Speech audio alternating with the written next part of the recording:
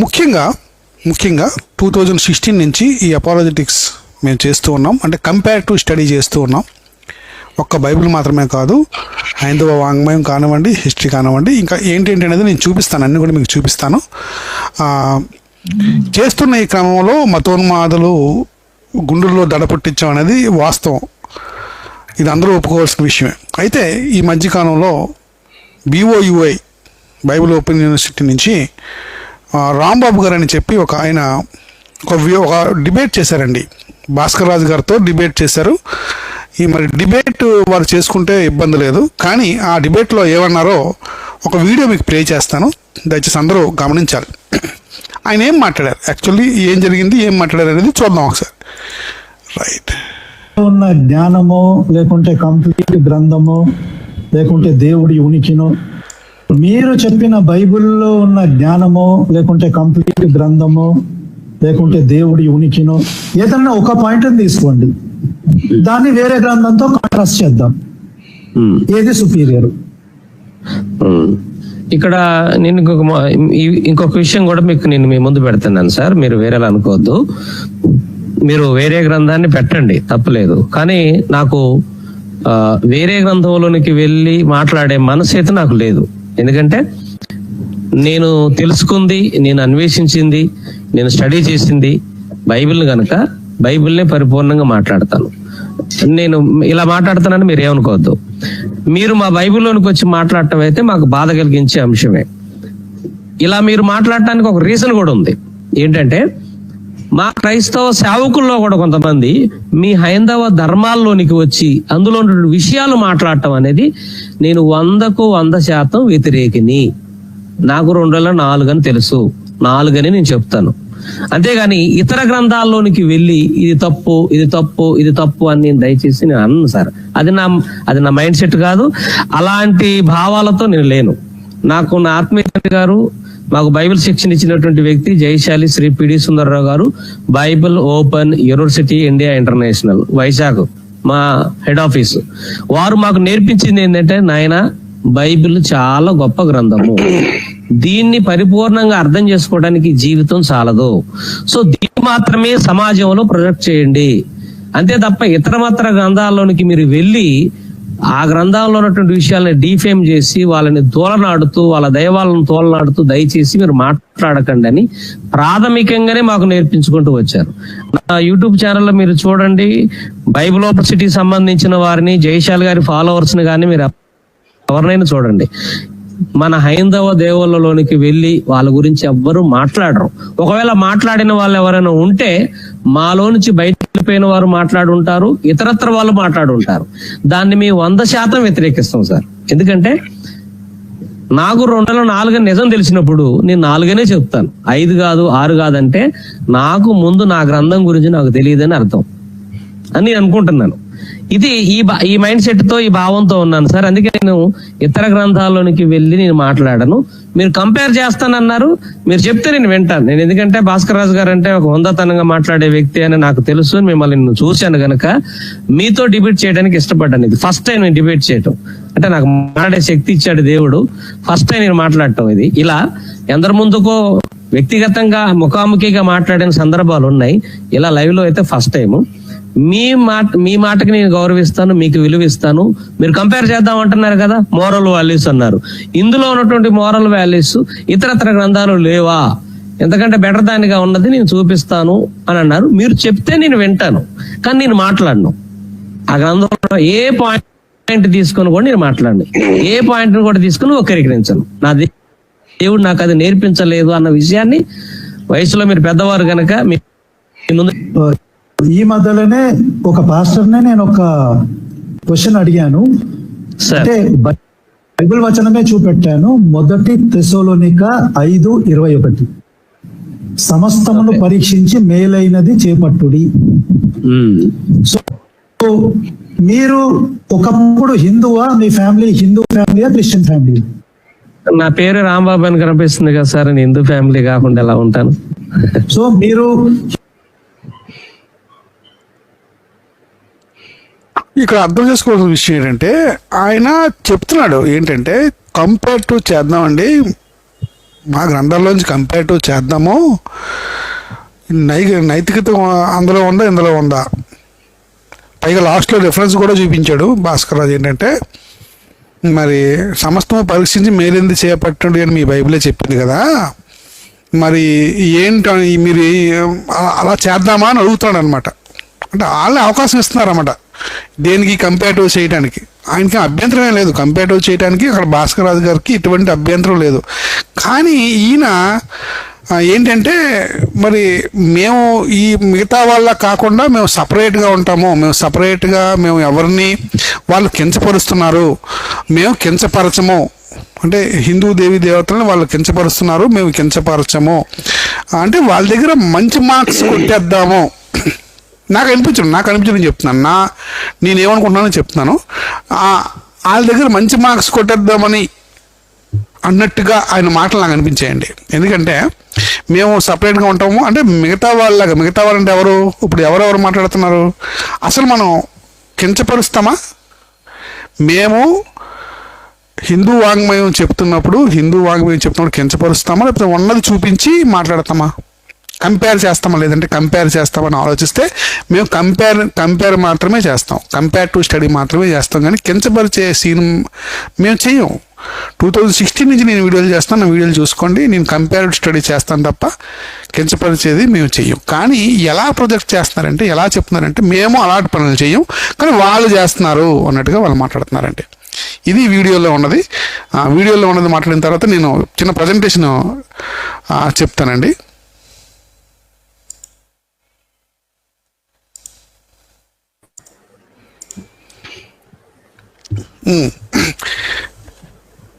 చెప్పండి అనిల్ గారు మీరేమంటారు, ఆయన వీడియోకి మీరేమంటారు? దాని తర్వాత నేను ప్రజెంటేషన్ ఇస్తాను. మొట్టమొదటిగా నాకు ఈ అవకాశాన్ని ఇచ్చిన పాస్టర్ జాన్ కోయ గారికి అండ్ పాస్టర్ హనీ జాన్సన్ గారికి వందనాలు. ఈ కార్యక్రమాన్ని మరి దేశ విదేశాల్లో నుంచి, మరి ముఖ్యంగా ఈ 2 రాష్ట్రాల్లో నుంచి వీక్షిస్తున్న వీక్షకులందరికీ కూడా గుడ్ ఈవినింగ్. మీరు ఇందాక చూసారు ఒక వీడియో, ఒక బిట్ ప్లే చేశారు అంతే. ఇక్కడ ప్రాబ్లం ఏంటంటే, నేను చాలా సీరియస్ నేను ఏదో నవ్వుకుంటాను, నాది నవ్వు మొహం అలాగే ఉంటుంది, దాన్ని అట్లా అనుకోవద్దు, నేను చాలా సీరియస్గానే చెప్తున్నాను. యాక్చువల్గా ప్రాబ్లం ఏంటంటే, ఫస్ట్ ఆఫ్ ఆల్ ఇంకో పాయింట్ కూడా చెప్తాను నేను, అంటే సాగదీస్తున్నాను అనుకోవద్దు. ఎస్, చాలా జాగ్రత్తగా ఇలాంటి డెలికేట్ పాయింట్స్ అనేవి మనం హ్యాండిల్ చేసేటప్పుడు చాలా జాగ్రత్తగా మాట్లాడాలి. ఫస్ట్ ఆఫ్ ఆల్ మేము ఏ పాస్టర్స్ని కూడా విమర్శించట్లేదు, నెంబర్ 1. నెంబర్ 2, మేము కాకుండా ఇతరులు, అంటే నేను పాస్టర్ గారిని కాదులేండి, అంటే ఇతర పాస్టర్స్ ఎవరైతే ఉన్నారో వాళ్ళని విమర్శించడం మా పని కాదు. We didn't sign up for that, right? We didn't sign up for that. కానీ ఒకవేళ ఎప్పుడైనా క్రైస్తవ సమాజంలో దుర్బోధలు ఎక్కువైనప్పుడు మేము 1, 2 లేదా 2 సార్లు మందలించి ఇంకా వదిలేసాం. వింటే విన్నారు, లేకపోతే లేదు. అలాంటి వారు చాలా మంది ఉన్నారు. లిస్ట్ ఆఫ్ నేమ్స్ మీకు తెలుసు, మా పాత వీడియోలు చూస్తే మీకు అర్థం అవుతుంది. 1 లేదా 2 సార్లు మందలించేసి ఇంక కంప్లీట్లీ వదిలేసాం మేము, రైట్? అంటే తెగేదాకా లాగకూడదు అంటారు కదా, మేము ఆ టైప్ కాదు. ఈ పాస్టర్ రాంబాబు గారి గురించి మాట్లాడేటప్పుడు కొంతమంది పాస్టర్ని కూడా పరిగణలోకి తీసుకొని నేను మాట్లాడతాను. లైక్ కొంతమంది ఉన్నారు, ఎంత ఛాన్స్ ఇచ్చినా కూడా ఎంత చక్కగా మరి హిందూ గ్రంథాల గురించి కూడా మీరు మాట్లాడచ్చు అండి అని అన్నప్పుడు, నాకు బైబిల్ తప్ప ఏమీ రాదు, ఏమీ తెలీదు అని చెప్పకుండా నేను ఇతర గ్రంథాలలోకి వెళ్ళను, అది I don't sign up for that, లేదా అది నా పందా కాదు, నేను ఇతర గ్రంథాల్లోకి వెళ్ళను అని మాట్లాడడం, అది దాని అర్థం ఏంటి? ఎందుకు వాళ్ళు అలా మాట్లాడుతున్నారంటే, వాళ్ళకి ఇతర గ్రంథాల గురించి ఫస్ట్ ఆఫ్ ఆల్ ఏమీ తెలియదు కనుక. వాళ్ళు ఎన్నడూ రీసెర్చ్ చేయలేదు. వాళ్ళు ఇతిహాసాలుగా చెప్పబడుతున్న హైందవ గ్రంథాలు 2 రామాయణ మహాభారతాలు, లేదా అష్టాదశ పురాణాలుగా చెప్పబడుతున్న 18 పురాణాలు, లేదా ఈ చతుర్వేదాలుగా చెప్పబడుతున్న ఈ 4 వేదాలు, 118 ఉపనిషత్తులు, లేదా ఇంకా మిగతా ఈ స్మృతులు, విష్ణు స్మృతి, యజ్ఞవాల్కాయ స్మృతి, లేకపోతే పరాశర స్మృతి, మన మనుస్మృతి, ఇలాంటి స్మృతులు కానీ, లేదా శ్రౌత సూత్రాలు, లేదా గృహ్య సూత్రాలు, లేదా ఆగమ శాస్త్రాలు లాంటివి వాళ్ళు చదివిన వారు కాదు. పైగా more over they don't know anything about the history of India, they don't know anything about the history of the world history తెలీదు. మోర్ ఓవర్ వాళ్ళకి బిబ్లికల్ హిస్టరీ కూడా తెలీదు.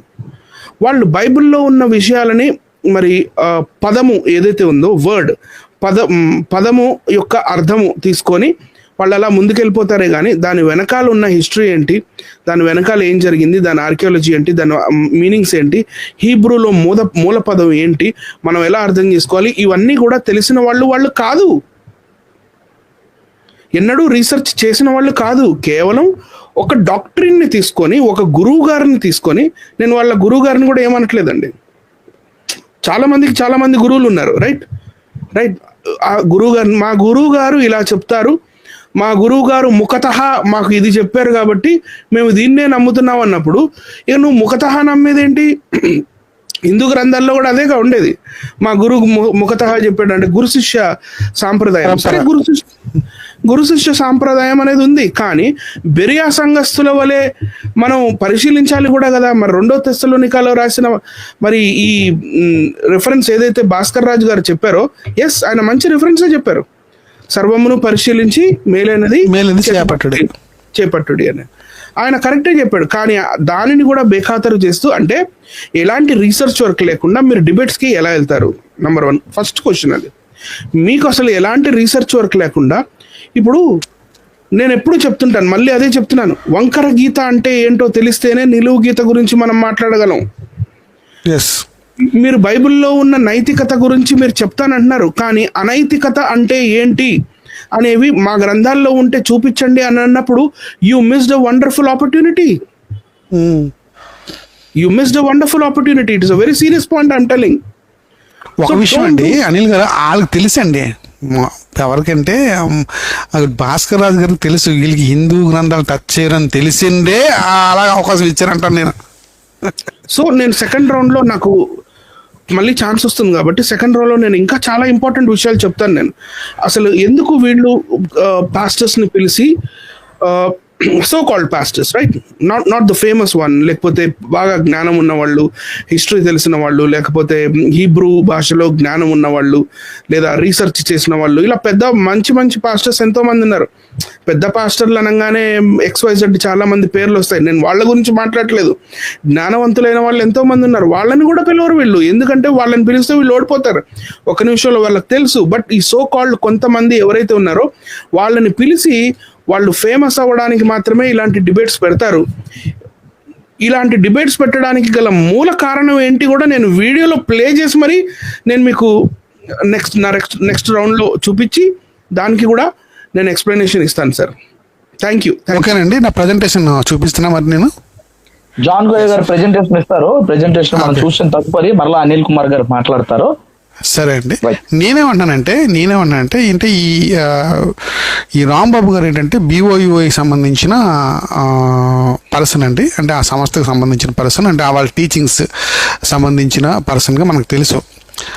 ఆయన మీద వీడియో కాదు, కానీ ఇలాంటి వారు చాలామంది ఉన్నారు కనుక అసలు ఒక బైబిల్ పఠనం చేసిన తర్వాత, ఒక వ్యక్తి క్రైస్తవుడు బైబిల్ పఠనం చేసిన తర్వాత టీచింగ్ చేయాలంటే బైబిల్ టీచింగ్ చేయాలంటే థియాలజీ చేయాల్సి ఉంటుందండి. మరి థియాలజీ వీరికి సంబంధించిన యూనివర్సిటీలో వీరు కూడా థియాలజీ సర్టిఫికేట్ ఇస్తున్నారు. 2 సంవత్సరాలు డిప్లొమా సర్టిఫికేట్, 3 సంవత్సరాలు BTS certificate, bachelor of theology, అలాగే 2 సంవత్సరాలు MTH వీళ్ళు ఇస్తున్నారండి. యాక్చువల్లీ ఈ థియాలజీలో ఏముంటుంది అనే విషయాన్ని క్రైస్తవ సమాజం అందరూ తెలుసుకోవాలి. నేను నా ప్రజెంటేషన్లో చూపిస్తాను, ఒక్కసారి చూద్దామండి.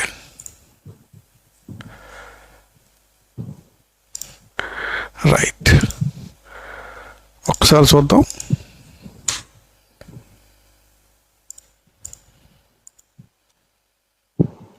కనబడుతుందా బ్రదర్? కనబడుతుంది కదా? రైట్, నేను చదివి వినిపిస్తానండి. మొట్టమొదటిగా ఇంట్రడక్షన్ ఆఫ్ థియాలజీ అంటే ఏంటంటే, జూమ్ చేయనా?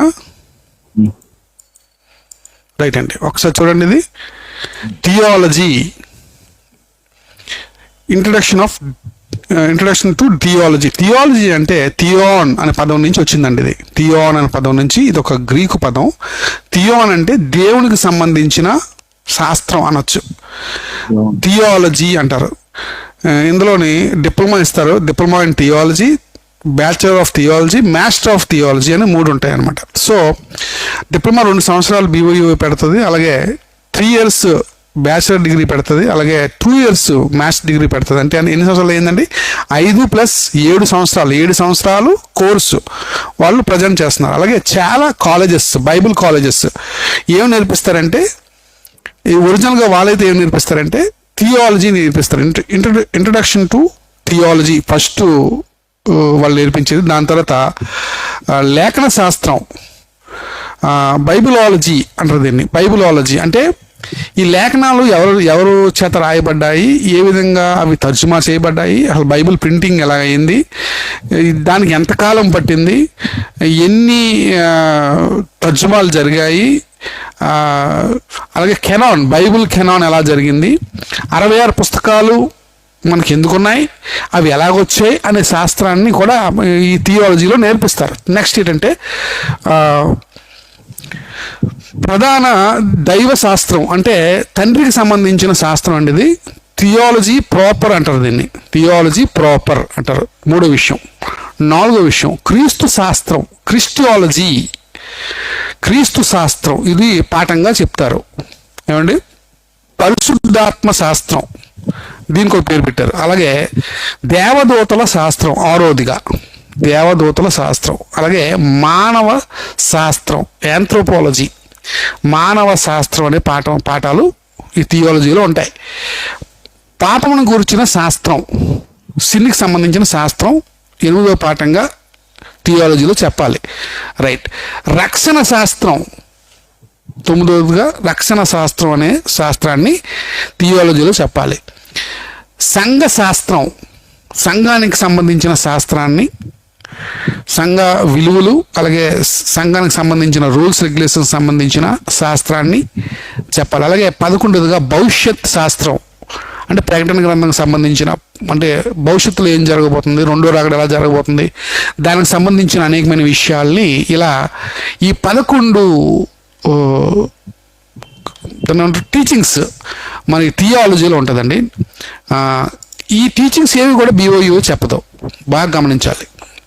ఈ టీచింగ్స్ ఏవి కూడా ఆయన అంటే రాంబాబు గారికి తెలియదు, ఎందుకంటే వాళ్ళు చెప్పరు అక్కడ, ఆ కాలేజీలో చెప్పరు. ఇక ఇవి కాకుండా మనకు బైబిల్ ఇంకా బాగా తెలియాలంటే దేంతో కంపేర్ చేసుకొని బైబిల్ స్టడీ చేయాలనేది కూడా నేను మీకు చూపిస్తాను. మేము కూడా అదే చేస్తున్నాం, అదేంటో మీకు చూపిస్తానండి. మొట్టమొదటగా లింగ్విస్టిక్ స్టడీ, భాషా శాస్త్రం. లింగ్విస్టిక్ స్టడీ కూడా మనం చేయాల్సి ఉంటుంది. బైబిల్ బాగా అర్థం కావాలంటే భాషా శాస్త్రం కూడా తెలిసి ఉండాలి. అనిల్ గారు, నేను, హనీజాసన్ గారు మరి భాషలో లిపులు, దానికి సంబంధించిన లిపులు ఎలా వచ్చాయి అనేది మేము ఎప్పటి నుంచో మేము చెప్తున్నాము, మీకు చూపిస్తూ ఉన్నాము. దీనికోసం కూడా అవగాహన బైబిల్ తెలియాలంటే ఉండాలి. అలాగే హిస్టారికల్ స్టడీ చేయగలగాలి, మనం హిస్టారికల్ స్టడీ చేయగలగాలి. ఇందులో మళ్ళీ వరల్డ్ హిస్టరీ, అలాగే ఇండాలజీ అంటే ఇండియన్ హిస్టరీ తెలియాలి. అలాగే సంఘ చరిత్ర, చర్చ్ హిస్టరీ అంటారు దాన్ని, సంఘ చరిత్ర 1వ శతాబ్దం నుంచి మరి ఇప్పటి వరకు మరి సంఘ చరిత్ర, సంఘంలో ఏం జరిగింది, సంఘం ఎన్ని హింసలు పొందింది, ఎన్ని సంఘాలు ఏర్పడ్డాయి, దానికి సంబంధించిన థియరీలు ఏంటి, అన్ని విషయాలు మనకి అవగాహన ఉండాలి. అలాగే ఆర్కియాలజికల్ స్టడీ మనం చేయగలగాలి, ఆర్కియాలజికల్ స్టడీ ఉండాలి. బైబిల్తో కంపేర్ చేసుకోవాలి, బైబిల్కి ఆధారాలు ఉన్నాయా లేవా అనేది మనం స్టడీ చేయగలగాలి. అలాగే సైంటిఫిక్ స్టడీలో మరలా బయాలజీ కోసం తెలియాలి, వృక్షశాస్త్రం, అలాగే జువాలజీ కోసం తెలియాలి, అలాగే కెమిస్ట్రీ, రసాయనిక శాస్త్రం కోసం తెలియాలి, అలాగే ఖగోళ శాస్త్రం కోసం మనకి తెలియాలి, సైంటిఫిక్ స్టడీ. ఇవి కొంచెం చేస్తారండి BOUA సంస్థకు సంబంధించిన వారు. కొంత ఈ 4 వాటి మీద కొంత అవగాహన వాళ్ళకు ఉంటుంది, కొంత పాఠాల్లో వారు చేర్చబడిన పాఠాల్లో కొంత ఇవి చెప్తారు, సైన్స్కి సంబంధించిన విషయాలు కొన్ని చెప్తారండి. ఇకపోతే న్యూమిస్మాటిక్స్ అంటే స్టడీ ఆఫ్ కాయిన్కి సంబంధించి కాయిన్స్ చూపిస్తూ బైబిల్ని ఎక్స్ప్లెయిన్ చేయడం అనేది, ఇది కంపేర్డ్ చేస్తే బైబిల్ బాగా స్థిరపడుతుంది అనేది మా ముఖ్య ఉద్దేశం. మీరు చూస్తూ ఉన్నారు మా వీడియోలో న్యూమిస్మాటిక్స్ కూడా మేము చాలా క్లియర్గా మేము చెప్తాం. అలాగే జియోగ్రఫికల్ స్టడీ అంటే ఎన్విరాన్మెంట్ స్టడీ కూడా మనం చేయగలగాలి. అలాగే కార్టోగ్రఫీ స్టడీ ఆఫ్ మ్యాప్స్, అలాగే యాంథ్రోపాలజీ స్టడీ ఆఫ్ హ్యూమన్స్, మనిషి కోతి నుంచి పుట్టాడా, అలాగే కోతి లాంటి మనుషులు చాలామంది ఉన్నారు కదా, మరి హ్యూమోసోఫియన్స్ ఇలాంటి ఉన్నారు కదా, ఇలాంటి వారు ఏ విధంగా ఉన్నారు, దీని మీద ఏంటి స్టడీ, వారు ఉన్నారా లేరా, అసలు ఏంటి మనిషి కోతి నుంచి వచ్చాడా అంటే దేవుడు చేశాడనే తెలియాలన్నా కూడా యాంథ్రోపాలజీ కోసం చాలా, ఈ మానవ శాస్త్రం కోసం కూడా చాలా చక్కగా మనకు అవగాహన సైంటిఫిక్గా కూడా తెలియాలండి. అలాగే ఓషియానాలజీ స్టడీ ఆఫ్ ఓషన్స్ సంబంధించి కూడా మనం తెలియాలి. అలాగే స్టడీ ఆఫ్ లిటరేచర్కి సంబంధించి కూడా మనకి అవగాహన ఉండాలి. అలాగే సైకాలజీ కోసం కూడా మనకు తెలియాలి, సైకాలజీలో ఉన్న విషయాలు మనకి తెలియాల్సి ఉంటుంది. అలాగే మెడికల్ సైన్స్ కూడా కొంత అవగాహన మనకు ఉండాలి. మనం డాక్టర్స్ అవ్వక్కర్లేదు కానీ దానికి సంబంధించిన కొంత విషయాలు మనకి తెలియాలి. అలాగే క్రిస్టియానిటీ వర్సెస్ వరల్డ్ రిలీజియన్స్ అంటే ఈ ప్రపంచంలో ఉన్న అన్ని మతాలకు సంబంధించిన శాస్త్రాలని లేకపోతే మతాలకు సంబంధించిన ఆ వాంగ్మయాన్ని క్రిస్టియానిటీతో పోల్చాలి, అంటే కంపేర్ చేయాలి. కంపారిటివ్ స్టడీ చేస్తే కనుక అప్పుడే బైబిల్ యొక్క గొప్పతనం మనకు అర్థమవుతుంది. నేను ఏ విధంగా చూపించానో, ఏ స్టడీస్ అయితే చూపించానో థియాలజీ పరంగా లేదంటే కంపారిటివ్ స్టడీగా ఏవైతే చేయాల్సి ఉందో అవన్నీ చేయాలి. అలాగే వేరే మతాలతో అంటే ప్రపంచంలో ఉన్న అనేకమైన మతాలు ఉన్నాయి. అందులో హిందూయిజం కావచ్చు, ఇస్లాం కావచ్చు, బుద్ధిజం కావచ్చు, జైనిజం కావచ్చు, జొరాస్ట్రిజం కావచ్చు, సిక్కిజం కావచ్చు, ఇంకా చాలా మతాలు ప్రపంచవ్యాప్తంగా ఉన్నాయి. దాంతో క్రిస్టియానిటీని కంపేర్ చేసుకోవాలి. ఇకపోతే వారు ఏం చెప్తున్నారు, వాళ్ళు BOU సంబంధించిన వారు ఏం చెప్తారు, డిప్లొమా ఇన్ బైబిల్ థియాలజీ అంట, డిప్లొమా ఇన్ BTHలో వాళ్ళు చెప్పే పాఠాలు ఇవేనండి. బైబిల్ అనగానేమి, ఎలా చదవాలి, మనుషులు తండ్రి అయిన దేవుడిని చూడగలరా, పరిశుద్ధాత్మ మన ఎవరు, సువార్త అంటే ఏమి, దాన్ని ఎలా ప్రకటించాలి అనేది, ఇలా కొన్ని పాఠాలు చూడండి. ఇలాగా కొన్ని పాఠాలు వారు bible1.org ఇది డిప్లొమా అండి, డిప్లొమా. అలాగే ఇక్కడ చూడండి, ఇది BTS అండి, BTS ఫస్ట్ ఇయర్లో ఉండే పాఠాలు, ఇలా పాఠాలు పెడతారండి వారు. ఈ పాఠాలు గమనించాలి. బ్యాచిలర్ ఆఫ్ బైబిల్ థియాలజీ, అలాగే bachelor of Bible theology second year అండి, దానికి సంబంధించిన కొన్ని పాఠాలు. దాని తర్వాత bachelor of Bible theology third year, 3 సంవత్సరాల కోర్స్ అండి ఇది, థియాలజీ BTH అంటారు దీన్ని. ఇది కూడా పాఠాలుగా వారు చెప్తారు. అలాగే master of Bible theology first year అండి, ఇది ఫస్ట్ ఇయర్కి సంబంధించిన కొన్ని పాఠాలు ఇలాగా పెడతారు. అలాగే master of Bible theology second ఇయర్కి సంబంధించి ఇవన్నీ కూడా ఇలా కొన్ని సంవత్సరాలు ఇవన్నీ కూడా ఈ పాఠాలు నేర్పిస్తారండి. Joint director Bible open university India international. ఓకేనా, ఇది వారు చెప్పే టీచింగ్స్. కానీ ప్రపంచవ్యాప్తంగా ఫస్ట్ అంటే ఈ పాఠాలు అవసరమే, బైబిల్లో ఉన్న ఇలాంటి పాఠాలు తీసి చెప్పడం అవసరమే, మేము దాన్ని ఏమీ తప్పు పట్టలేదు. కానీ ముఖ్యంగా ఇవి తెలియాలి. ఇంట్రడక్షన్ టు థియాలజీ అంటే ఏంటో మనకు అర్థం కావాలి. అలాగే బైబిల్కి సంబంధించిన అది ఎలా ప్రింట్ అయింది, ఏ విధంగా కెనాన్ చేయబడింది, ఇలాంటి విషయాలన్నీ తెలియాలి. అలాగే తండ్రికి సంబంధించిన థియాలజీ, ప్రాపర్ థియాలజీ అంటారు దీన్ని, దానికి సంబంధించిన విషయాలు మనం టీచ్ చేయాల్సిన అవసరం ఉంది. అలాగే క్రీస్తు శాస్త్రం, క్రిస్టియాలజీ, అలాగే పరిశుద్ధాత్మ శాస్త్రం, దేవదూతల శాస్త్రం, మానవ శాస్త్రం, పాపల గురించిన శాస్త్రం, రక్షణ శాస్త్రం, సంఘ శాస్త్రం, భవిష్యత్ శాస్త్రము కోసం తెలియాలి.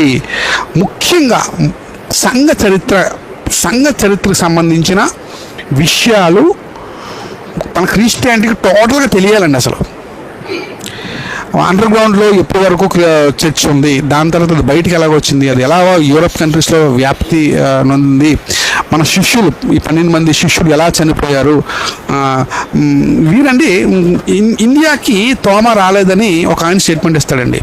ప్రసన్న బాబు ఉన్నారనుకోండి, ఈయన ఏం చేస్తారంటే బీఓయూలకు సంబంధించి ఇండియాకి తోమ రాలేదని ఒక స్టేట్మెంట్ ఇస్తాడు. అలాగే మరి జాన్సన్ విక్టర్ గారు ఏమంటారంటే లేదు ఇండియాకి వచ్చాడు తోమ అని ఆయన ఒక స్టేట్మెంట్ నేను చూశానండి.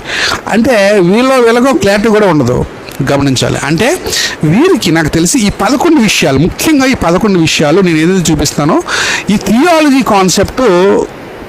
కాన్సెప్ట్ వీళ్ళకి తెలియదండి, వీళ్ళు చెప్పరు, నేర్పరు. కానీ మిగతా బైబిల్ కాలేజెస్ అన్నీ కూడా ఇవన్నీ నేర్పిస్తారు కంపల్సరీ అండి. ఇవన్నీ కూడా ఇవి రాకుండా బైబిల్ పట్టడానికి ఎటువంటి అధికారము లేకపోతే ఇటువంటి అర్హత ఉండదు అని నా అభిప్రాయము. అప్పుడు వాళ్ళు నేర్పిస్తున్న పాఠాలు నేను తప్పు పట్టట్లేదు, లేకపోతే వాళ్ళ పాఠాలు వాళ్ళు చెప్పుకునివ్వండి, లేదంటే దాంతోపాటు వారు ఆ పాఠాలు చెప్తున్నారు మంచిదే.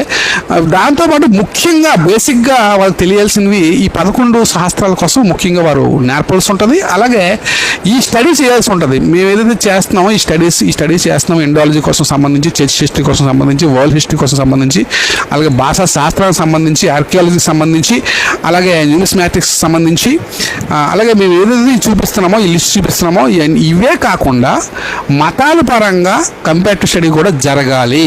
అప్పుడే ఒక బైబిల్ మనం ఉన్న స్థితిలోని నిలబెట్టగలము అనేది నా ఉద్దేశం అండి. This is my opinion. దయచేసి గమనించాలి. ఇది నా ప్రజెంటేషన్ అండి. ఓవర్ టు హనీ జాన్సన్ గారు. థ్యాంక్ యూ అండి. చక్కగా ఇది ప్రెజెంటేషన్ కాదు సార్, ఇది ఒక పాఠం. నాట్ ఏ ప్రెజెంటేషన్, ఒక మంచి పాఠం, లెసన్. మంచి లెసన్ ప్రెజెంట్ చేస్తారు. It's not a presentation, it's a lesson. ఈ మంచి పాఠాన్ని నేర్చుకోవాలి. సమాజం బైబిల్ని